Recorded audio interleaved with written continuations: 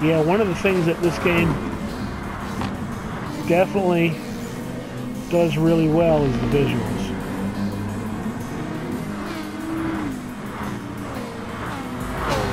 I mean, this game just looks amazing. It definitely, I would have to say, compared to all the other Sims that I typically play, you know, between Forza and Project Cars and Assetto Corsa, this thing on looks has it down. It definitely has a spit polish that the others just don't have. Even the controls are really well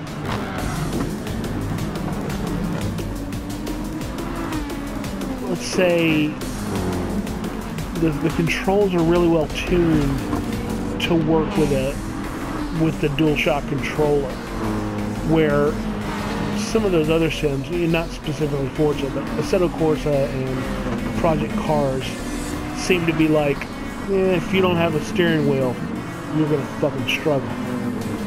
Where they've kind of taken the inputs from an analog controller in this game and kind of made it a little less herky-jerky and maybe sanded off the edges somewhat to make it easier to just smoothly go through a corner without having to constantly correct back and forth on the stick, because you're not doing the input that it really requires, or the precision that it requires that you could get from, you know, a wheel that will spin 270 degrees or more.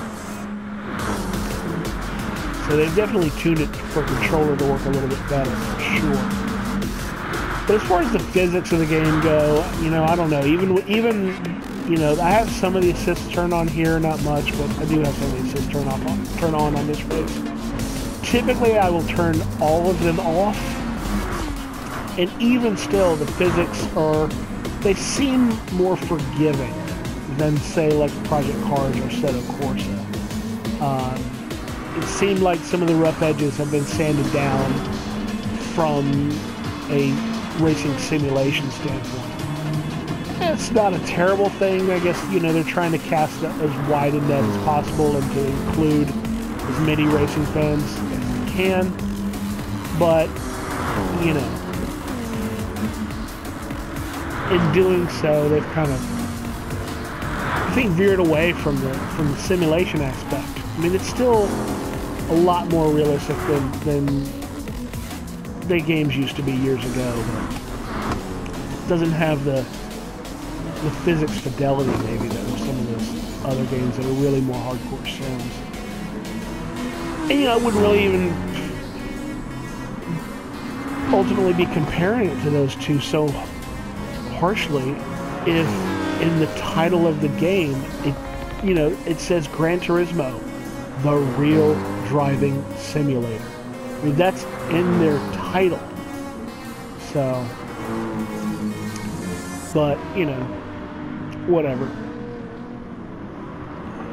At least in the single player, I can turn all the assists off and play like I really want to play, with the assists off and struggling with the physics. And that's what I find rewarding. It's difficult, but because it's a little more difficult and predictable, even though it's difficult, if you learn to do it well, it's more rewarding when you do it right. But in the multiplayer, the other players get to turn on ABS and traction control and stability management and counter steer assist. I mean, you get to turn on all of these cheats. So if you go into a multiplayer race with the assists turned off because you're sort of a simulation purist, then you're just going to get your ass handed to you by people who aren't as skilled. And it's unfortunate. It sucks. It's basically like, think of it in the way of, if you go into a sport, let's say like you go into a sport like the NFL before drug testing, and let's say everybody in the NFL is on steroids. In order to compete, you kind of have to do steroids too. So in order to compete with the online multiplayer, you sort of have to abandon the thing that you love about this game, which is the simulation aspect of it, and turn all these fucking cheats on. And because let's just face it, no matter how good you are not going to be as good at modulating the throttle as a traction control system. You're not going to be able to monitor wheel spin, you know, how many 100 or 1,000 times a second as fast as a computer can. You just can't do it as fast. So that's one of the places where the online multiplayer component falls so far short of being an online multiplayer simulation, because you can't play it that way and expect to succeed, or, you know, just do anything other than become last place every time.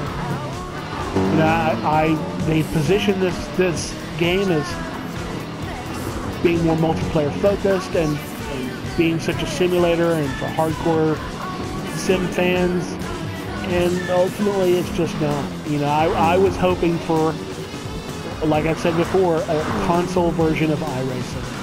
I had hoped this was Gran Turismo's answer to iRacing. You know, as a racing game instead of a, you know, an annual franchise, something that is a service. They put out one and they just keep up with it and keep updating it and keep the servers going, and, you know, and progress the game as a service over the lifespan of the PS4.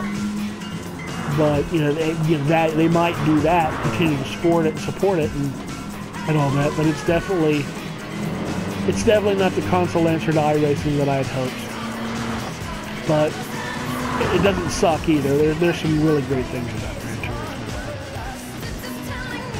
Yeah, you just kind of have to let the buyer beware. Just know what you're getting yourself into, and if some of the compromises this game has made is worth it for you, then it's probably worth it. You know, I got this thing on sale. I knew going into it that it wasn't what I was hoping it would be.